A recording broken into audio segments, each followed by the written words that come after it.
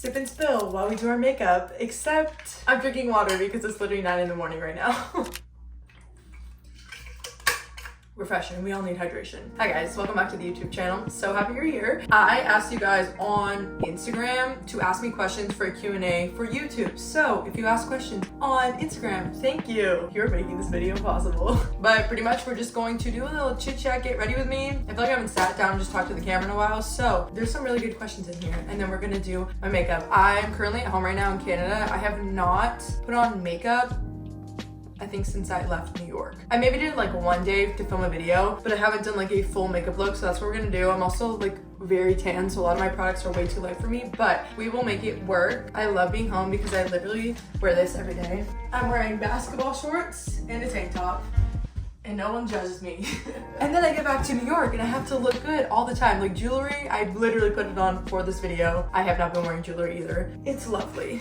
It's really amazing. Anyways, let's get this started. Question number 1 was, how old am I? I am 23 years old. I turned 24 actually really soon. I'm born on August 12th, so my birthday is like a month away. I feel like I'm starting to get old. I don't know. I feel like the older I get to 25, I'm kind of scared. I also just feel like a couple years ago, if you would have asked me like where I'm at in life, turning 24 just would have been so different. I would have said like, oh, I'm getting married. Well, that's not happening. Having kids. No, it's also not happening. That's okay. I don't want all that right now. Well, marriage would be fine. Kids, no. We'll get there one day. But yeah, it's just interesting. The concept of like age and how you thought your life was gonna turn out versus like how it is now. And I'm happy with my life now, but it's just interesting to think like a couple years ago what I thought would have been happening by now was just so vastly different. But you never know. Life can change so much in a year. The next question was, what is my dream job? I think this answer will change depending on like the stage of life I'm in. If you would have asked me again like a couple of years ago, it would have been a professional volleyball player. That was my goal from like the time I was a kid, was to just be a pro volleyball player. And then from there I would just transition into like sports broadcasting or like something in the sports realm after playing volleyball. Obviously that did not work out. So now I'd say my dream job is probably to own my own business. That's something I really want to do, either like clothing or makeup. It's just so tough out here to find clothing that's long enough for someone like me because I'm freaking 6 feet tall and my inseam is like 34. So that's definitely something I would love to do in the future. We'll see. I would also love to start like a Christian clothing brand, but not streetwear, because there are so many streetwear Christian clothing brands. They're great, don't get me wrong, but like I can't be wearing streetwear all the time. I like to look like a little princess. A lot of people ask me, when did I start liking my freckles? I have personally always liked them. I don't think I've ever in my life been like, I don't want these on here. I really can't remember a time where I have disliked my freckles. Part of that probably is because people were always just really nice to me about my freckles until I got on social media, and that's when people started to be rude about them. But at that point I was like 21. I'm like, okay, cool. Like that's fine. If you don't like them, that's okay with me. Also, my mom has freckles, and like a lot of people around me had freckles, I feel like, or they just like praised me for having freckles. So I just, yeah, I didn't get made fun of for having freckles until I got older. So I've just always liked them. Oh my gosh, I forgot to put on sunscreen.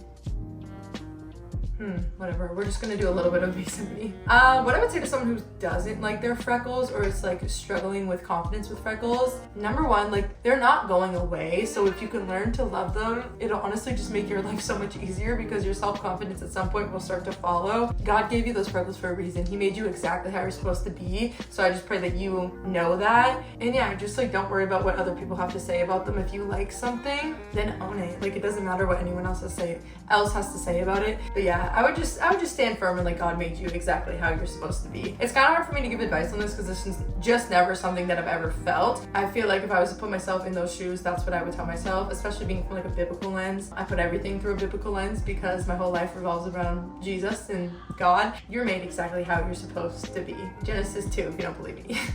That leads me to my next question, was when did I first have a relationship with God? I grew up in a Christian home, so I've been going to church since I was like a little kid. I loved it. Like I used to serve when I was young. I used to serve in like the kids division, loved it. Went to youth group growing up. All my friends were Christian. I went to a Christian school. I got baptized when I was like 13. It was all my choice, like on fire for God. And then when I was 16, 17, it was kind of when things started to shift, and I was like, oh, this isn't really for me, because I had a really false perception of what Christianity actually was, and I didn't have that really deep relationship with Jesus to like keep me grounded. And I saw all like the stereotypical things of like Christianity, where it was like, okay, this is a set of rule books, and no one ever really explained to me like the why behind mind, these things are like put in place. It was always just like, don't drink, don't party, don't smoke, don't do these things because you're a Christian. It was never like, okay, you don't want to do all of these things because it's actually going to throw you into bondage, and the Lord is calling us to have a life of freedom. And by partaking in these things and involving yourself in this type of sin, you are actually throwing yourself into like a deeper hole, and it's only going to lead you down a place of like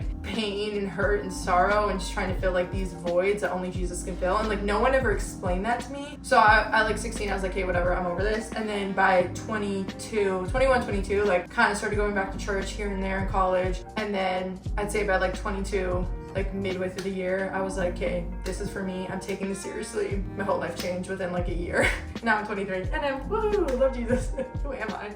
When did you start social media and when did you start making money with it? So I kind of have like a TikTok account just for fun in college, and I would just like post like stupid things on it. It was never anything like serious. And then I like randomly created a volleyball account because when I stopped playing volleyball, I was like, what am I gonna do with my life? I have no idea. So I created like a volleyball TikTok that started to like blow up. I think I gained like 40,000 followers on that like pretty quickly. And then originally I actually wanted to like kind of transition into like volleyball, and I was gonna do some type of like coaching, like seminar video thing to like be able to coach yourself at home. And I like started that, but then at the same time, like I was just not passionate about it at all. It was not something I actually wanted to do. I was just like trying to fill the void of like not having volleyball anymore. So that's kind of my first social media account that like had followers. And then that same summer I like kind of stopped posting the volleyball account because I didn't care about it anymore, because I was like, I'm not playing volleyball, like I don't want to do this. I just left that account. I started a new one, which is like, oh my gosh, why is my throat like this?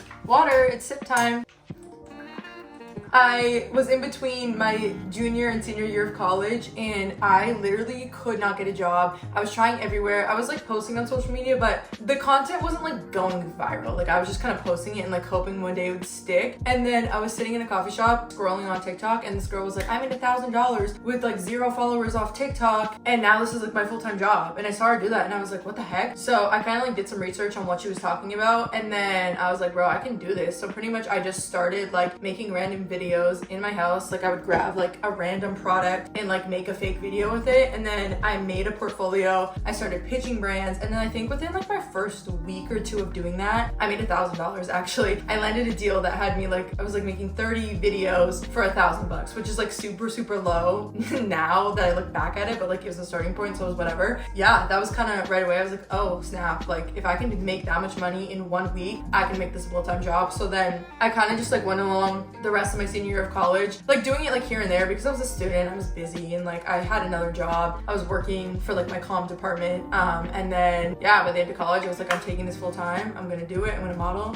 By the grace of God, we did it, and now it's just going on from here. I say my advice for someone that wants to get into it is just start. Like don't worry about what anyone has to say. Yeah, it's oversaturated 100%. Everyone wants to do content creation now, but if you can be authentic on camera, like that'll set you apart from other people. When did you move to New York City and why? I moved to New York in November of last year. So it's been about like 8-9 months now. I love it. It has been so much fun. The reason I moved to New York was because doing what I do, it can be done in Canada, but it also makes things a lot harder because a lot of brands only want to ship to the States, especially with all like the tariff situations going on now. And like, it's just so hard to get products across the border. So it just provided a lot more opportunity for me to like live in a city like New York. I was going back and forth between LA and New York, and then I was honestly really just like praying about where the Lord wanted me to go, and I just felt like he wanted me to go to New York. So I'm like, okay, all the doors literally opened. I got my visa within like 3 months, which is not normal. And then I pretty much moved to New York like the month later, and yeah, I've been there ever since. Found a great community. I got plugged in with the church really quickly, and it's also just like so evident of like when God wants you in a place, everything is gonna fall into place. Like I kid you not. The church I went to in Toronto is like an affiliate church with the church I'm at now in New York. I walk into that church, and this is like before my mom had even left. Like this is like literally my second day in New York. I haven't even found an apartment yet. We're still staying in a hotel. And I walk into the church and I was like, okay, God, like if this is a place for me, I pray that you just like give me a number. And I walk in and some girl like comes up to me and she's like, hey, like are you new, whatever. And I'm like, oh yeah. She just starts talking to me, and then I end up getting her number. This girl, she ends up connecting me to like so many people. I've met like all of my friends with this girl. We're still really cool today. And it's just like, that exact answer to prayer. It was like, God is like, this is where I need you to be. And like being in the church has opened my eyes to so many things. This is where I serve now. Like this is like my home church. I have the best like pastors, mentors, everybody. Like it's just so great. So it's just like evident, like, bro, if God's calling you to like take the leap of faith, do it, because whatever he's got for you, he's gonna work it out. Like all you have to do sometimes is just say yes and he will work everything out. Was I scared to move to New York? Honestly, like a little bit and not. I had some friends in LA, so LA was like, okay, I'm a little bit more familiar with this, but at the same time I was like, if I disobey God in this, I know I'm gonna be so unhappy going to LA. So I was like, we're just gonna send it. I think by like the second or third day of me being there, I was just like, oh no, this is gonna be great. Like this place is good. But yeah, there was a little bit of fear, of course. Like was living on my own for the very first time. I never lived on my own, always have roommates. And then I'm obviously in the most expensive city. I'm so far away from my family, but like God has brought a family around me that has just been such a blessing. And like he answered so many prayers along the way. So when I first moved there, I used to pray and I was like, God, like I just pray that like I'll have plans today, because I don't want to be sitting in my apartment alone. I don't know anybody. And like every single time I prayed that, like I'd get a plan. He'd send me a plan. And it was just like his hand was so on it. It was amazing. I'm going to curl my lashes. Okay, I always use heat to curl my lashes. And the next question was actually, what is your biggest makeup tip? I have two. I'd say number one is if you have stubborn lashes like I do, I heat them up with the blow dryer for a couple of seconds. Do not do this for too long because you will burn yourself. I just do it like couple seconds and then I test it on my cheek and then I put it up to my eye and curl from there. I have burnt myself before, it hurts, so don't do that. And then my second biggest tip is like, obviously I have freckles, so if you want to wear makeup and then keep your freckles out, just use less product. Is like what people without freckles would do. Like a lot of people put like, you know, like the triangles and like do a ton of concealer. Like I just put a little bit so my freckles still obviously stay out. It's just about like doing little amounts instead of a lot. This question was really interesting. How do you know God is speaking to you? I hear from the Lord in a lot of different ways, but I think the main way I do it is I don't like hear his voice. Like he's not like talking to me like someone would talk to me, like sitting beside me. It's like he's like speaking to like my inner being, my inner soul, and it comes through like my thoughts, but it's like thoughts that I would never be able to have on my own. And if you're struggling like with discernment of like, okay, is this from God? Is this not from God? Everything that comes out of the mouth of God and you think it's him will align with his word. This is why he has his word. It's to help us give discernment. It's to help us know him better. It's to help us figure out his character. So if you want to know if God is truly speaking to you, you have to understand his character, and it will align with something in here. When I first started my walk, if I felt like God was saying something, I'm like, okay, Lord, can you please bring me to like a verse? A lot of the times he would bring me to a verse that is like correlating to exactly what he was telling me. Or someone would come along and like confirm the thing I thought God would speak to me about. But yeah, it's all about like discernment, understanding his word, and then just like continue to pray on his things that like you think he might be saying to you. But it gets easier over time. Like the more you know God's character, the more you're gonna understand like his voice. We're almost done. This is the longest part of my makeup routine, is doing my eyelashes. It takes forever. Are you more of an introvert or an extrovert? I am a very big mix of both, I'd say. I love being around people. I get really energized around people, but I do have my limits where I'm like, I need to be by myself, like nobody talk to me, because I'll just like start to shut down. If I ever get really, really quiet out, it's probably because I'm like, I've just had too much social time and I need to be by myself. Especially in New York, like that has been a hard thing for me, is to find moments by myself. So I always have to carve out like at least one night a week where I have no plans. So I'm like, I can't be out. I need to be alone. Okay, this is the makeup. We're pretty much done. Look at glowing skin. It's so easy when you have a tan. You don't have to do much. I'm gonna put on some of this Josie Moran Golden Hour Fragrance Mist. This stuff is so nice. It feels like a milk, like body milk almost, but it also has like the most delicious smell to it, bro. I just inhaled that whole thing. Am I okay? Oh, lips. I'm tripping. We're almost done. Lips. I don't do a lot to my lips. I just kind of follow the line. Orange.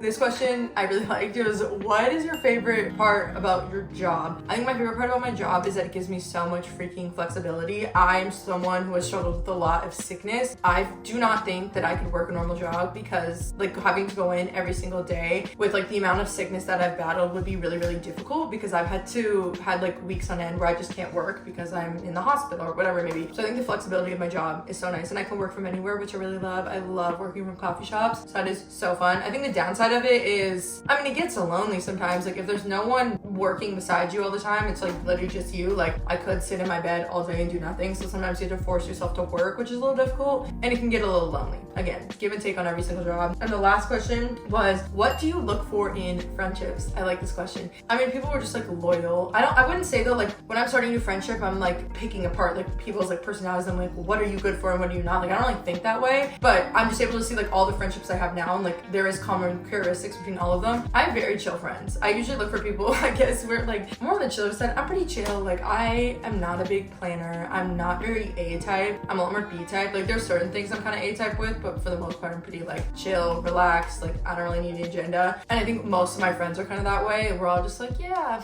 go with the flow. We'll figure it out when we get there. So I think I'm definitely friends with more B-type people. And I don't only have Christian friends. I have both Christian and non-Christian friends. But I think now, like obviously my close friends are all Christian because they're people who can pour into me and they can disciple me and they can help pray for me. And like, so I definitely look for people who have similar values and morals as I do. I think what else? Loyalty. I don't have to worry about like gossiping, and people would just like to have fun. Like bro, I like to have fun. And also people are like not afraid. I guess I have a really long list. Hey, people aren't afraid to like be themselves in public, or like they don't care what other people think. Like me and my friends will do the dumbest things. I'm literally having a Nerf gun war in New York City in a park on Sunday. Those are my type of people. So that's the final makeup. We're done. Thanks for watching. This was fun. I like doing these questions. I hope you guys learned a little bit. If you want to do part 2 of this, let me know. Ask more questions. We'll be back next week. Bye.